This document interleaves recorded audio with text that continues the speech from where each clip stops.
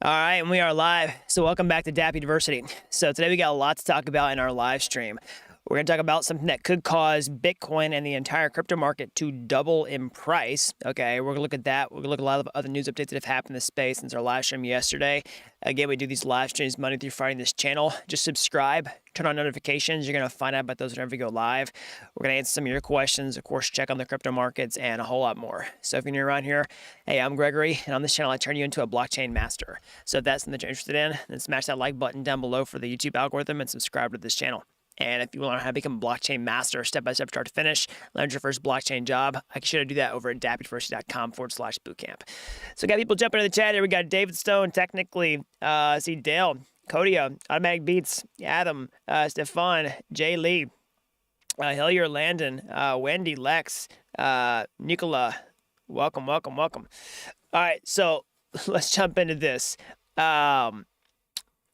So let's talk about something that could cause the crypto markets as a whole to double in price. That's an interesting first comment there from David. Say he has to check to see if this is clickbait or not. So it definitely is not clickbait. Let's talk about this. So this is not just my opinion about this. Is something that could cause Bitcoin and other cryptocurrencies by proxy to double in price. This is actually the view of the CFTC chairman. Okay, so let's talk about that. So what is this and why is this important? So basically, there's so many different things that are holding back the crypto markets from really, thriving and growing to a much bigger level than they are today. Of course, we've got pretty bad headwinds in the broader economy. Okay, we're in a higher rate environment that we were before. Basically, monetary conditions have tightened. That's kind of been the story of the crypto bear market all year, not just crypto, also stocks and so many other things as well. Okay, but what I want to point out here are the other things that can cause, crypto to ultimately increase in value, something that could have a 2x multiplier on the price alone. Okay, so of course, as always, cryptocurrencies are a supply and demand based market, just like anything else. And we have cryptocurrencies with sound economic models in terms of the supply side.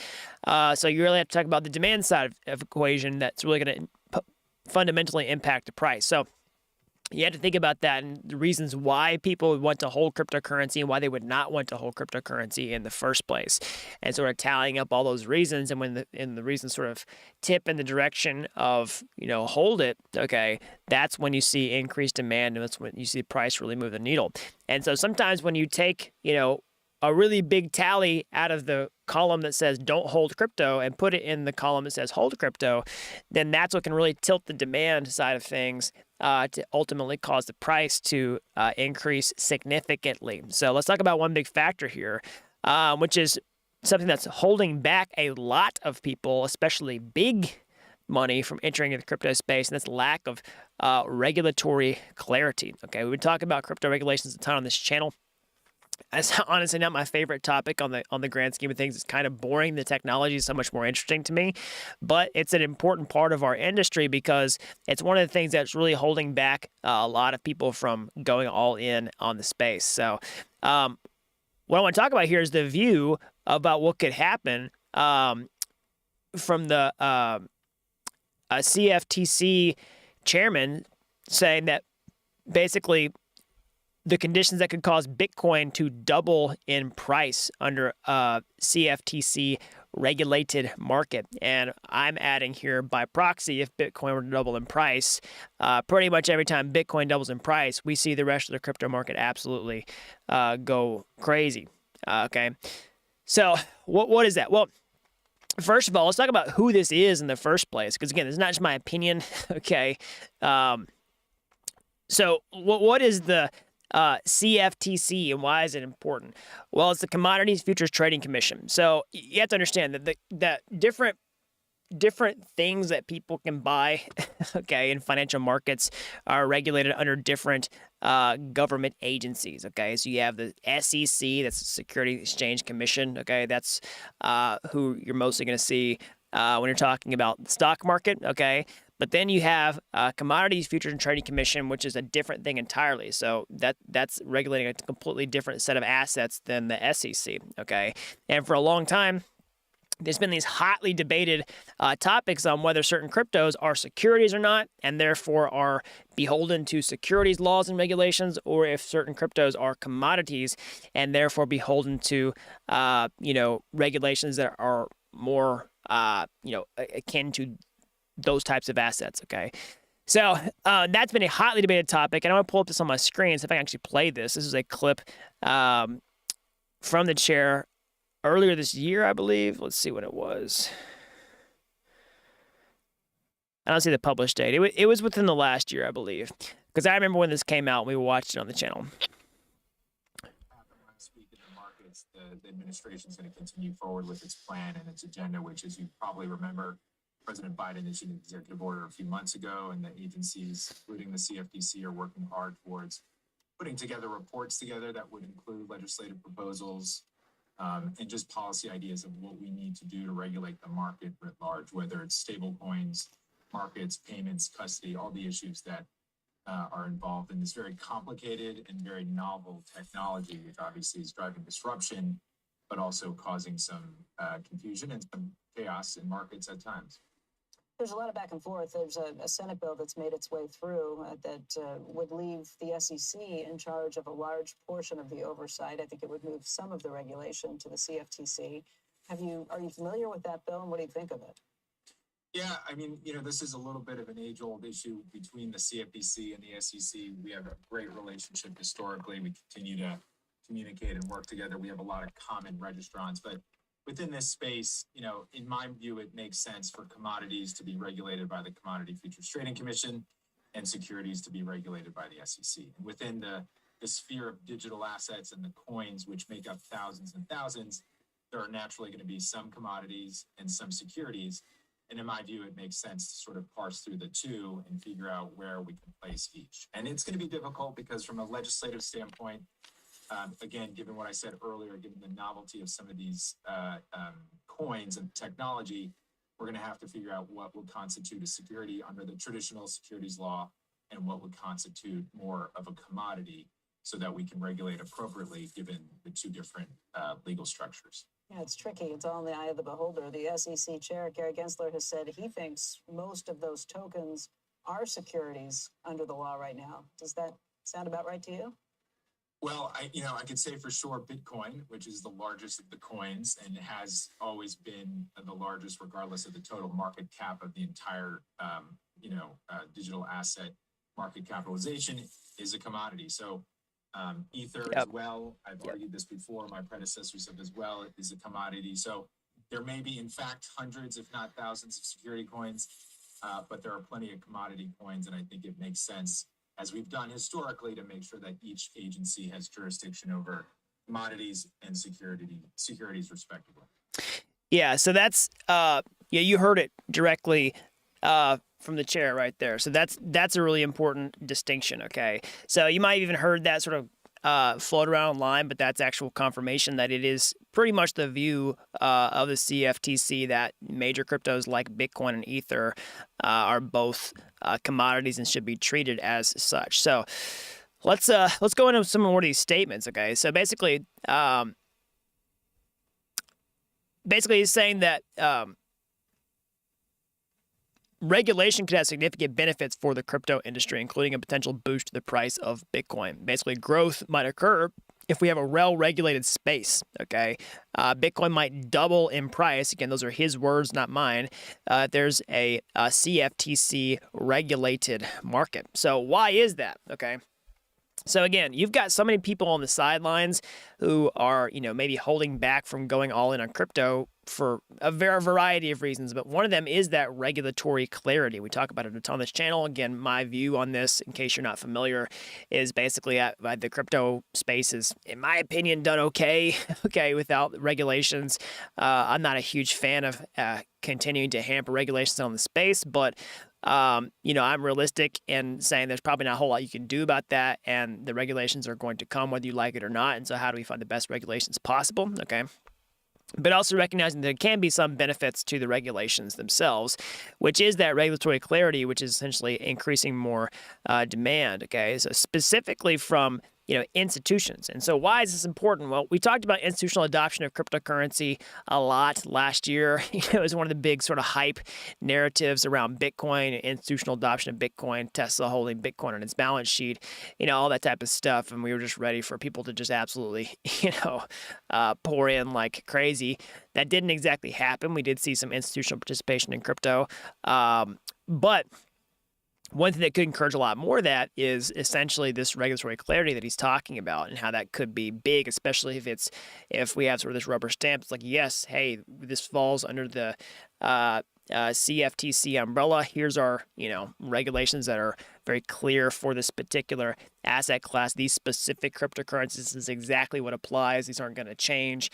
You know what I mean? That really helps people have that vote of confidence. And if that is able to help institutions come into the space, it doesn't take that many institutions to participate in the space for it to have a huge impact on the price. Okay. Because you have to understand, institutions can buy in size in a way that, retail investors cannot. So, retail investors are people like you or I who just get on Google and are like, how do I buy crypto? You know what I mean? Versus like institutions who are moving insane amounts of money. I mean, we're talking about, Tesla buying $1.5 billion worth of Bitcoin last year. Okay.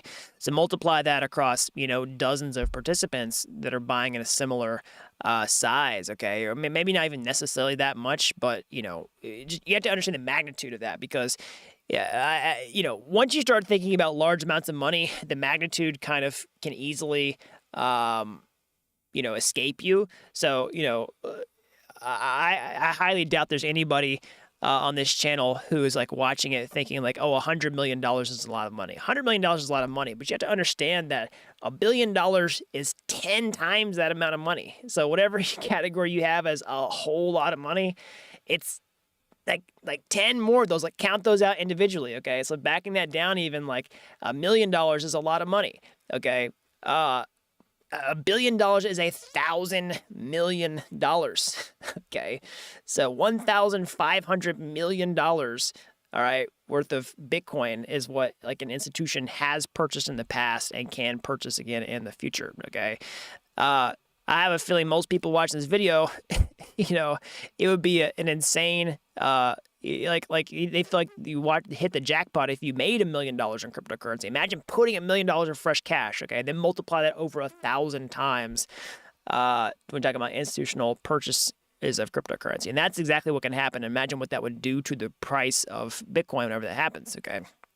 So anyways, that's the type of buying pressure we can see once we get some type of regulatory clarity in the space. And, that's exactly what we're pressing for. And those are the types of outcomes that, are not my words. Okay. Those are the words of the chair himself. So again, these incumbent institutions in the crypto space see a massive opportunity for institutional flows that will occur if there's a regulatory structure around these markets. So there's not just my opinion, like that's exactly what he's saying.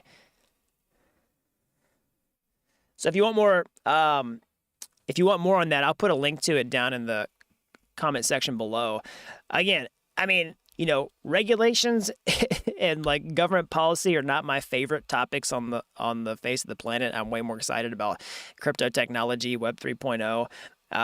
You know what I mean? But these have a pretty big intersection to what's happening in crypto. And again, I don't try to make these videos, especially when we talk about the economy, to try to be some like macroeconomics expert. I don't pretend to be some, big policy expert, but I do understand the important topics that relate to crypto and what the big conversation around them is and who the big authorities are who are talking about this. And this is a pretty good example of somebody who has a pretty big influence over the direction of this industry, and that's what their opinion is. So it's you got to pay attention when these kinds of people are saying these types of things. So let me know what y'all think in the comment section below. Are we going to see regulations on crypto soon? Do you think they'll be favorable? And then also, like I was saying at the beginning of this video, this could cause the crypto markets to double. Specifically, he's talking about stuff like Bitcoin, okay, which we saw previously expressed in this view, where Bitcoin and Ether were, treated as commodities under the CFTC, okay, but I'm extrapolating that out to say that basically the entire market would double, okay, because you've got so many, like pretty much every time Bitcoin goes on a massive run, pretty much, most of the market follows. I'm not saying every single coin on the face of the planet is going to come back to its previous all-time high and beyond. I mean, trust me, I was here during the 2018, 2019 bear market, and then also, of course, through the last big bull market that we had, and not every coin came back to its previous all-time highs. That's not what I'm saying. Of course, not investment advice. I think I'm saying this video is designed to convince you or solicit you to buy any cryptocurrency. But just, in a general sense, it would be a massive force for the entire market. Somebody says, I believe politicians now.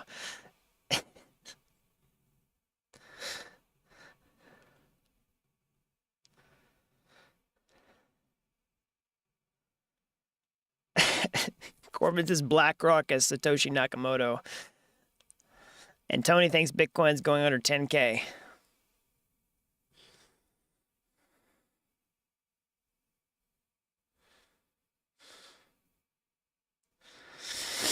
Okay, so let's look at a couple of other things that have happened in the space since yesterday. And it's actually a pretty cool couple things for the NFT space, okay? Of course, we did see a CryptoPunk sale yesterday for over $4 million. So NFTs are definitely not dead, especially the expensive ones. Of course, they're down in price from their all-time highs. I don't have the transaction link ahead of me right now, but we did see a pretty big punk sell within the last 24 hours. But one thing I want to talk about the NFTs is definitely what's been going on with Facebook and Instagram, okay? So, Meta, the parent company of Facebook, Oculus, Instagram, you know what I mean? Like their whole parent thing has been working on NFTs. We've been talking about this, that they were rolling out this feature to a select number of users where you could actually, add your wallet to your profile and essentially display your NFTs in a verified way on your Instagram account, okay? And also Facebook. And now they've rolled that out to everybody. So now everybody, I guess if you have Instagram, you get the latest version, you got a compatible device, you can now connect your wallet and show your digital collectibles here inside the app, okay? So, like, this is, as a lot of people don't care about NFTs, I get that. They don't care about the digital collectibles stuff. But you have to understand, like, if you've been grinding it out in the Web3 space for some time now, and somebody had told you that, like, Instagram and Facebook were going to let you connect crypto wallets to do anything, like anything at all, that they're even acknowledging and recognizing crypto, like, this is actually a pretty significant milestone, regardless of how you feel about NFTs and digital collectibles, okay? So, yeah, that's a pretty big milestone. You can see exactly what it does here.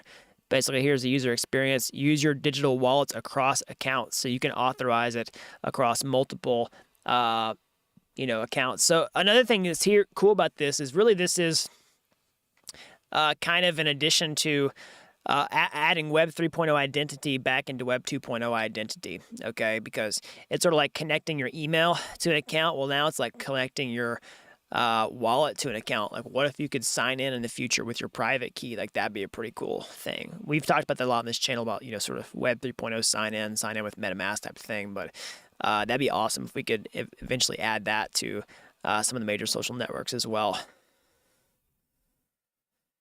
So another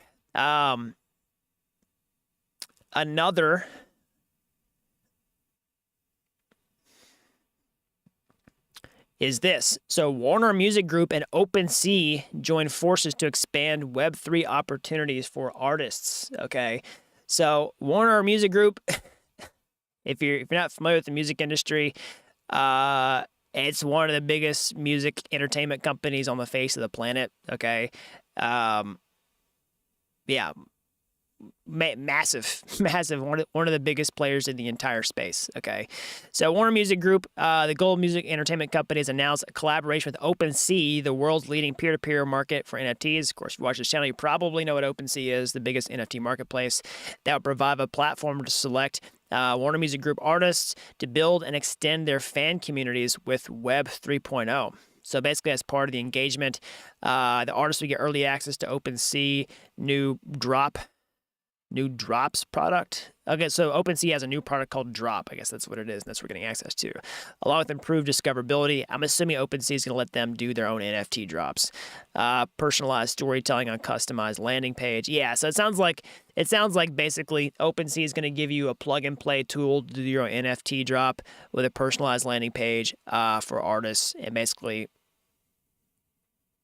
yeah, they're gonna have support and best practices. It sounds like OpenSea wants to also become a platform for NFT drops, probably to get part of the fees, and then those instantly get started traded on their open marketplace.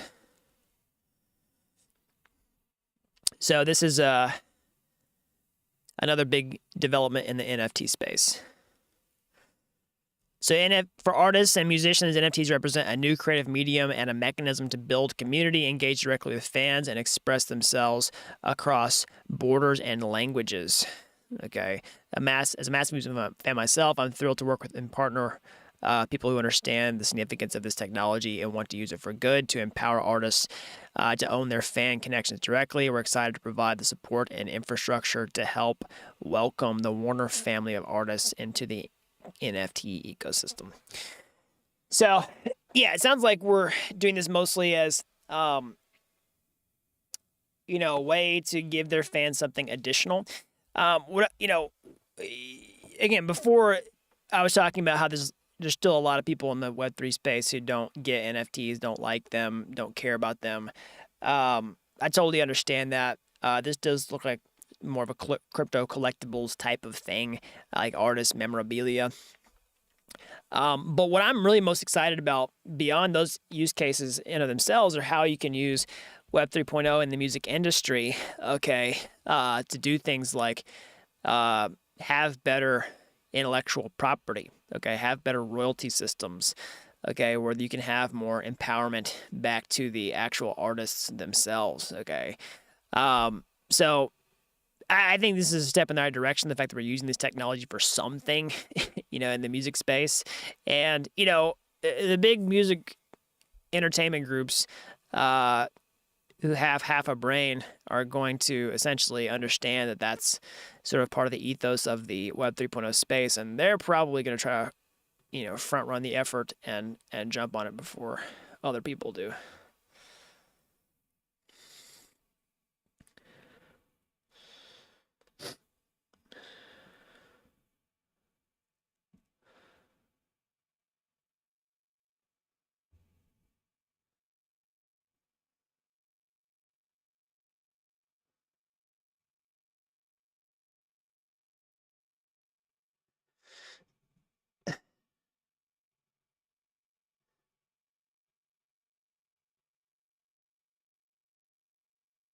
Trap or Doom says, I came here to say I hate titles like these, and literally nothing that happens directly within the crypto space that our partnerships or new technology has ever raised the price. Only investors, QE, low rates, I'm out. So I guess you didn't watch the first part of the video where we're talking about the CFTC chair, because that's not what I'm talking about. I'm not saying that Warner Music Group and OpenSea are going to double the price of crypto.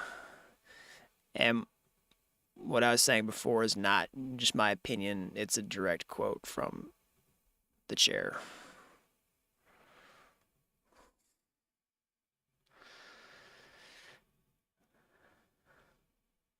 So I'm really glad you came in to say that, though.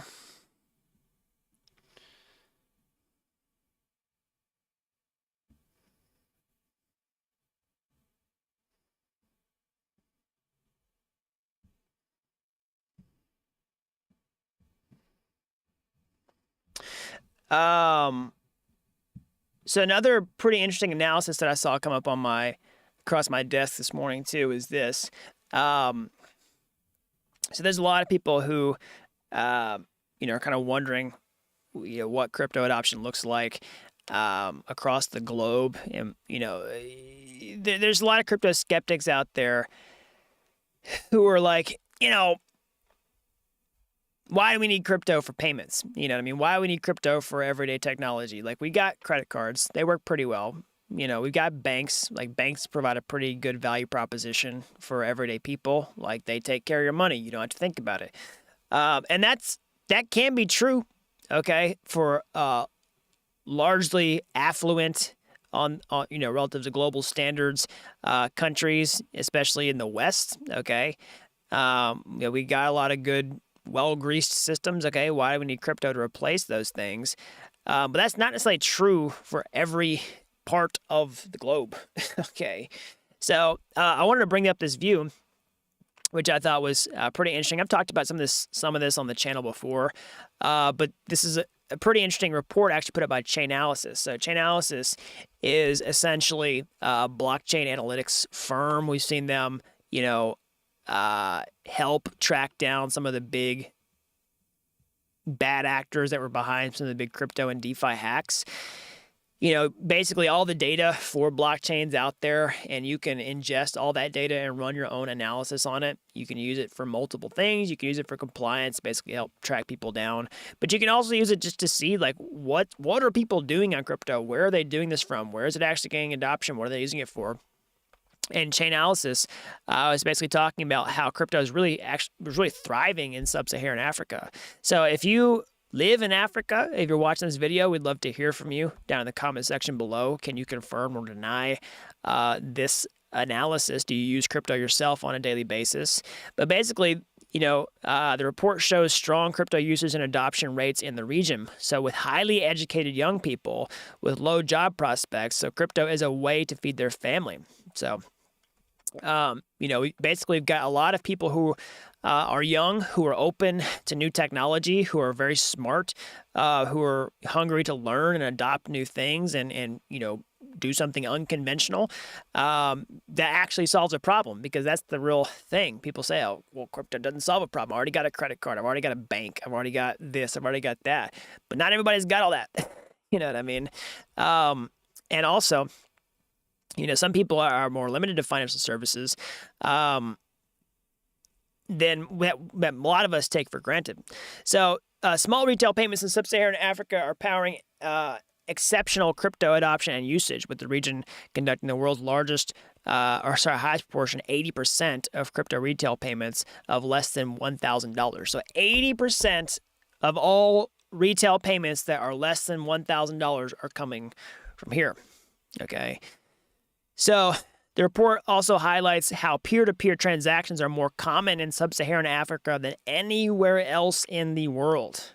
About 6% of all crypto transaction volume, okay, Africa's peer-to-peer transactions dwarf those essential in Southern Asia and Oceania, the region with the second highest volume in the category. So many Africans have integrated crypto in their everyday life, the report says. Besides retail transactions, remittances, and commercial transactions have also been key drivers for Africa's high adoption and usage rates. Crypto usage is driven by everyday necessity, okay, as opposed to speculation by the already well-off. That's like what I was talking about before. In relatively affluent countries, like, why do we care if we have credit cards and other things? It was like, well, it's because those things do work pretty well and people don't want to try something new. But what if you don't have all that stuff? Okay. Especially in countries where the value of local fiat currencies are dropping, as we've seen in Nigeria and Kenya.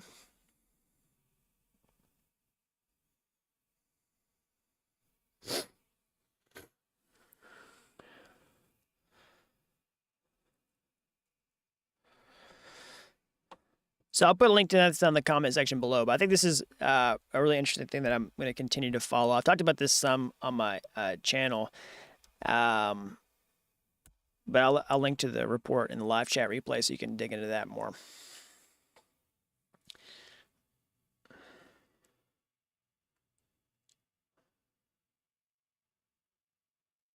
So Lex says everyone uses crypto now here. So where are you chatting from, Lex?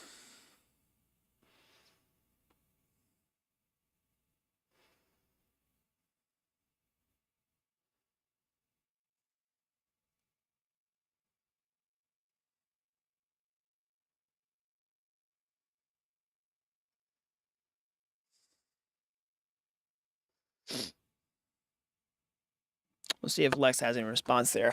Okay, I'm going to go ahead and wrap it up there for today, guys. As always, smash that like button down below for the YouTube algorithm. Subscribe to this channel if you haven't already. It really helps these videos out so the more people can learn about blockchain. And if you're as fascinated with this technology as I am, you want to get your hands dirty, how can you get started today? You can go to my YouTube homepage. You can find those free courses there. They're like Udemy courses, but they're totally free. And if you like those, you want to take the next step, or hey, maybe you'll take a massive shortcut entirely, I can show you master blockchain step-by-step start to finish over at dapuniversity.com/bootcamp. You don't have to be an expert to get started today. I'll help people with zero coding experience become real-world blockchain developers in a matter of months. So that's all I've got. And until next time, thanks for watching.